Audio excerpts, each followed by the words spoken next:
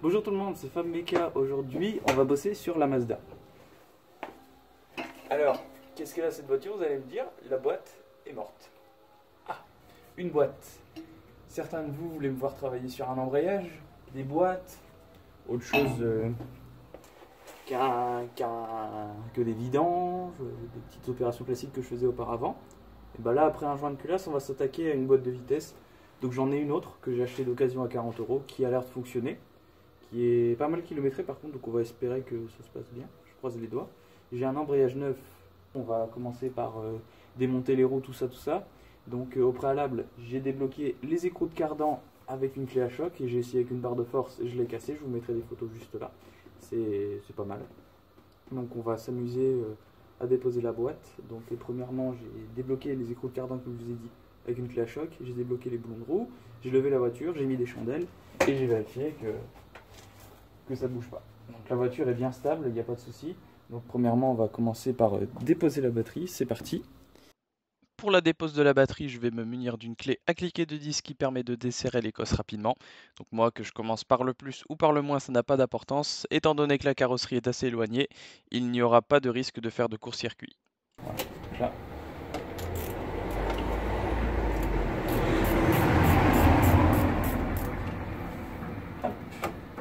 Voilà, la batterie, on la dépose. Donc là, après avoir déposé la batterie, on s'attaque au débranchement du faisceau qui empêcherait le conduit d'admission d'être retiré. Donc moi, je retire le câble du débitmètre, donc c'est un connecteur à retirer assez facilement avec les doigts. Ensuite, je retire aussi celui de la température d'admission près du cône.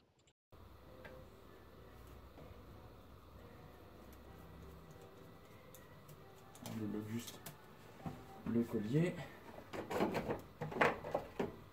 Et ici, je vais utiliser une pincetto pour virer le collier à serrage automatique.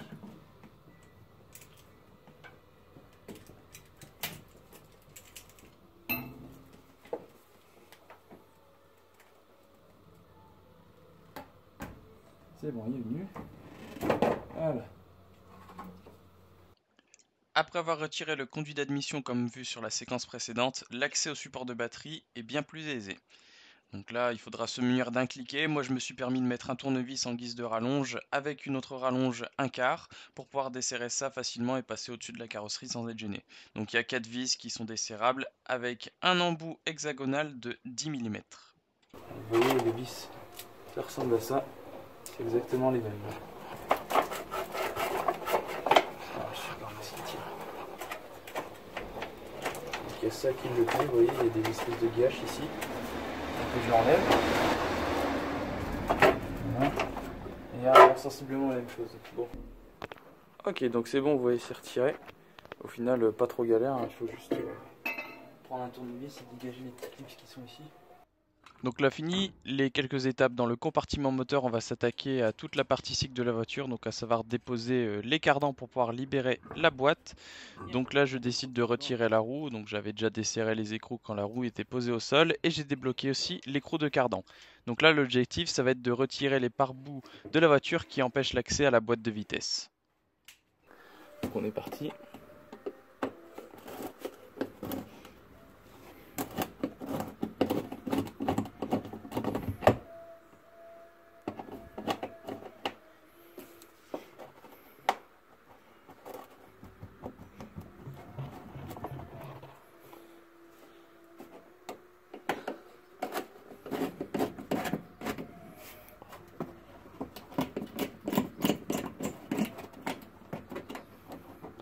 Voilà.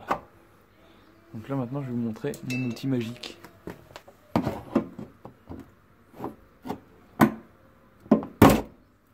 Hop. Vous voyez comment c'est trop bien. Sans les péter en plus. Ça évite de se péter les doigts. Donc vous avez compris un peu le principe, on va retirer tous les rivets plastiques qui attachent les pare-boues de la voiture. Donc là je retire les écrous qui sont visibles à l'écran, donc il y en a 3. On va pouvoir les desserrer afin de libérer le pare-boue qui cache la boîte.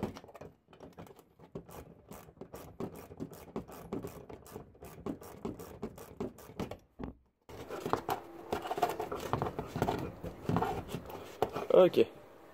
Hop. Après avoir retiré le écrou qui est sur la gauche, on va s'attaquer aux deux vis qui sont maintenues juste au-dessus du cardan. Donc ça maintient le pare-bout plastique qui cache la boîte de vitesse. Donc là c'est parti, on les dessert avec un cliquet et une douille de 10.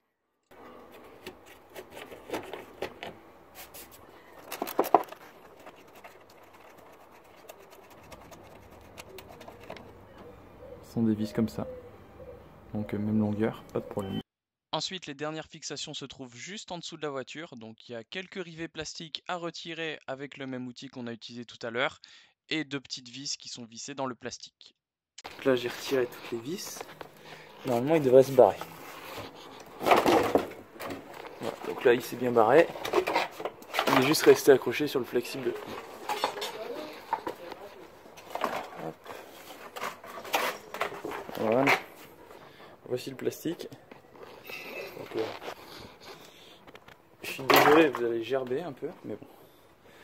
On poursuit encore sur un démontage de pare-boue en plastique. Donc là, je décide de retirer celui qui protège l'aile avant-gauche de la voiture pour la simple et bonne raison que quand je vais retirer la boîte de vitesse, il me faudra un maximum d'espace pour pouvoir jouer avec l'angle et la retirer le plus facilement possible. Donc là, j'utilise encore les mêmes outils, à savoir un tournevis cruciforme et l'outil qui permet de retirer les rivets que je me suis procuré sur AliExpress pour environ 2 à 3 euros. Donc je vous recommande vachement d'utiliser cet outil parce qu'il permet de sauver vos ongles. Vous allez avoir beaucoup mal aux doigts et ça permet de retirer les rivets sans les casser. Donc rien de tel pour pouvoir travailler efficacement et proprement. Une petite astuce que je vous donne pour pouvoir retirer ces rivets, c'est de coincer l'extrémité avec votre pouce gauche et de dévisser avec votre main droite. Pour la simple et bonne raison que si vous ne le bloquez pas, il va tourner sur lui-même. Et ce sera bien sûr impossible de le retirer. Là par contre faut se reculer un peu, ça tombe sur la gueule. Une fois que c'est desserré, ça pardonne pas ces trucs. Voilà, ça va, je l'ai bien réceptionné. Hop. Désormais, vous comprenez l'intérêt de retirer ces plastiques. On aperçoit en partie la boîte de vitesse que nous allons déposer de cette voiture. Poursuivons le démontage avec le retrait de la rotule de direction. Donc là, je vous montre l'exemple sur celle de droite, mais c'est exactement le même principe pour celle de gauche. Donc là, il faut retirer une espèce de goupille en métal qui empêche la vis de se desserrer, tout simplement. Donc moi, j'utilise mon outil pour desserrer les rivets. C'est assez pratique et ça permet d'éviter de se casser les doigts. Donc moi, j'en vois certains qui utilisent des pinces coupantes pour relever ça, mais moi, j'ai un peu peur d'utiliser cet outil. Je suis assez violent, du coup, je risque de couper tout simplement la goupille en deux. Et vu que j'en ai pas trouvé en remplacement sur internet pour ce véhicule, j'ai décidé de les réutiliser. Et sachant que c'était une opération à budget limité, on va éviter de remplacer des pièces qui sont réutilisables. Donc moi j'essaye de remettre les lamelles le plus droit possible pour ensuite les pousser. Voilà, à mon avis, ça devrait être pas mal. Tu vois, hop. J'ai réussi à le pousser un peu. Il est sorti de l'autre côté. Ici, je vais utiliser une technique que j'ai trouvée par moi-même en étant bloqué dans cette situation.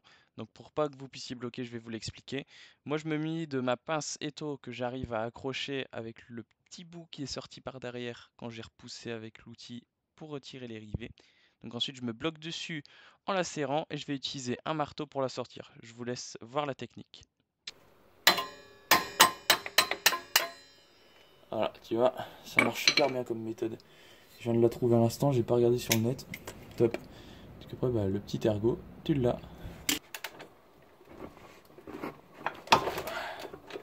Putain, je sais pas c'est ça à combien cette merde, mais sûrement très fort.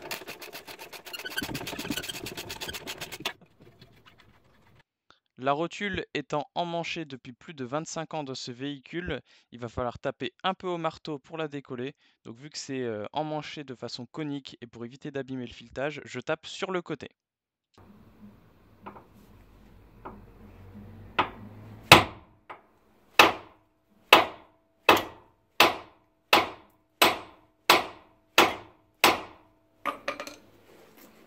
Putain.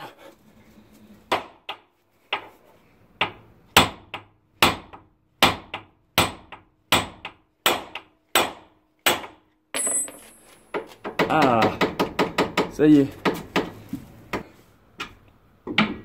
Celle-là, elle est morte. Initialement, j'avais prévu de retirer les rotules de suspension du moyeu. Malheureusement, en procédant ainsi, le grippage était beaucoup trop important pour fonctionner. Je vous conseille donc, si vous avez le même véhicule, de retirer les 2 vis qui fixent la rotule de suspension au triangle que vous voyez sur la gauche. Je vous entourerai la petite partie à dévisser. Cela vous permettra de retirer le moyeu pour libérer ensuite le cardan. Donc je tenais à vous prouver par cette vidéo qu'il était absolument impossible de les retirer sans démonter le moyeu. Donc là vous voyez mes 2 parents sont debout sur cette barre, moi je tape au marteau en même temps pour faire des chocs. Donc j'ai réussi à faire ainsi sur celle côté conducteur, mais celle côté passager c'était vraiment impossible à faire, c'était totalement grippé, ça bougeait même pas d'1 millimètre. Donc du coup j'ai dévissé les 2 vis comme je vous ai montré sur la précédente séquence. Et je vous montrerai sur une prochaine vidéo comment la retirer du moyeu et en mettre des neufs, parce que là, c'est pas possible. Petite explication sur la situation, parce qu'il y a eu un souci.